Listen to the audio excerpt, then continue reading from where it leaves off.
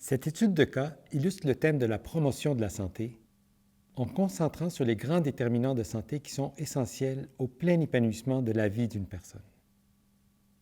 L'Organisation mondiale de la santé définit la santé comme suit. C'est un état de complet bien-être physique, mental et social et ne consiste pas seulement en une absence de maladie ou d'infirmité.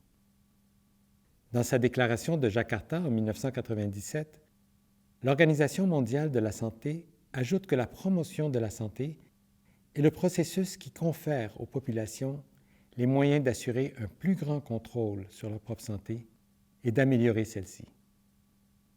Le quatrième cas met l'accent sur le rôle du médecin dans ce processus.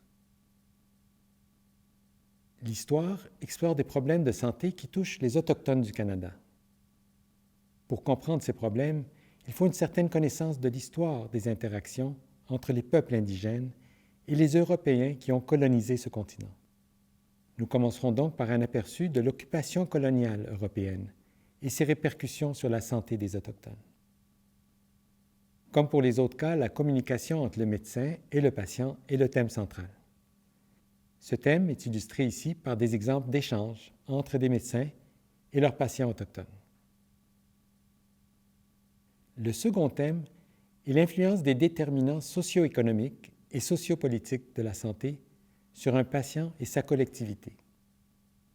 Pour illustrer ceci, nous avons choisi le diabète de type 2, parce qu'il est devenu une véritable épidémie dans les populations indigènes et en développement à l'échelle de la planète. Le troisième thème touche les conseils aux patients, plus précisément la modification du comportement des personnes et des populations, ainsi que les responsabilités des médecins dans la promotion de saines habitudes de vie. Quelques courtes anecdotes racontées par des patients autochtones ont ici été rajoutées au cas. La technique du récit, soit des histoires vécues, racontées, n'est malheureusement pas souvent utilisée durant les échanges entre les médecins et leurs patients. En tant que médecins, nous devrions en savoir le plus possible sur la vie de nos patients.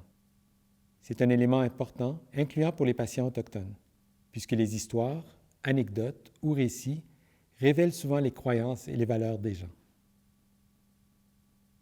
Les exercices dans ce cas sont conçus pour étudier les interactions entre la personne, la santé de la collectivité et la santé de la population.